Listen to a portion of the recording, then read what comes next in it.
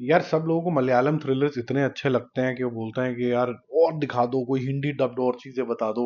लेकिन अगर कोई बोले कि यार ये जो घंटे हैं, नंबर ऑफ घंटे बढ़ सकते हैं, आपको थ्रिलर जो है सीरीज ही दिख जाएगी जो मलयालम सीरीज होगी, तो आप बोलोगे तो बड़ी अच्छी बात होगी।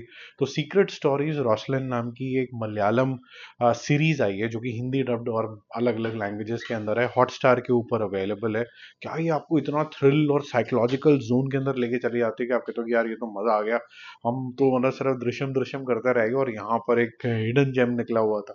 कहानी भी बहुत इंटरेस्टिंग तरीके से शुरू होती है। एक लड़की की कहानी यहाँ पर दिखाई जाती है जो टीनेजर है, 18 ईयर्स की होने ही वाली है बस। लेकिन वो मतलब किताबें विताबें पढ़ती है, नॉवल वॉवल पढ़ती है, रात को उसको इस तरीके के सपने आते हैं, एक आभास सा होना शुरू हो जाता है कि एक किलर जिसकी ग्रीन आईज है वो उसको मारने को हो रहा है। ठीक है, अब आप बोलोगे कि साइकोलॉजिकल थ्रिलर है, इसको शायद प्रीएम्प्ट हो रहा है कि ऐसे कोई उसको मारने के लिए निकल रहा है। क्या ये है कि नहीं है, इसके अंदर देखना कौन उसको मारने की कोशिश कर रहा है ये देखना।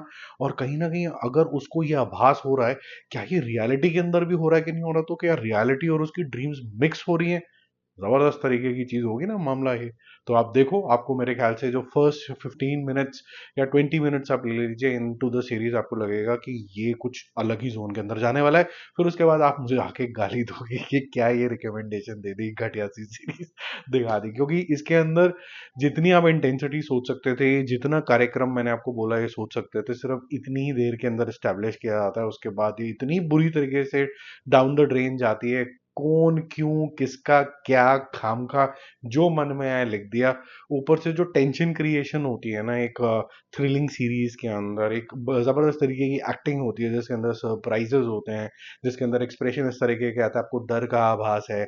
इसके अंदर आपको हमेशा ही ये लगता रहता है कि यार ये जो कैरेक्टर है, ये जो चॉइसेस ले रहा है, शायद मैं ये नहीं लेता। तो डबल वैमी होना शुरू हो जाता है कि यार ये क्या मैं करूं, मैं होता तो मैं ऐसे करता या फिर करती, या फिर इस तरीके की चीजें, ये सारी चीजों के ऊपर आपको डिफीट कर देती है, आपको मजा ही नहीं आता। जो मेन लीड एक्ट्रेस है, मैंने सुना है कि वो बचपन से ही काफी सारे सीरियल्स वगैरह में आती रहती हैं, टीवी शोज में आती रहती हैं, काफी पसंदीदा कलाकार है। But trust me, zero expression, सिर्फ एक ही तरीके का ऐसा कॉन्स्टिपेशन सा एक्सप्रेशन आया है, आपको लगता है कि कुछ कनेक्शन ही नहीं बैठ पा रहा है व्यूअर के साथ। तो काफी खराब तरीके की बनाई गई है। विजुअल्स बहुत अच्छे हैं क्योंकि केरला वैसे ही बहुत ज्यादा सुंदर है, तो आप तो किसी भी एंगल में उसको कैमरे में उतार लो हमेशा सुंदर ही दिखता है। One of the reasons why Malayalam cinema look so beautiful on the screen. तो वो तो हमेशा अच्छा लगेगा आपको, देखते ही ऐसा लगेगा कि आप भी वहां पर गॉड का फेवरेट लैंड भी बोला जाता है उसको, तो वहां पहुंच जाए। बट एनीवेज, सीरीज इतनी अच्छी नहीं बनी है। अगर स्किप करना चाहते हो तो कर देना इस वीडियो के बाद। मूवी शूवीज कवर रहेगा 2 स्टार्स।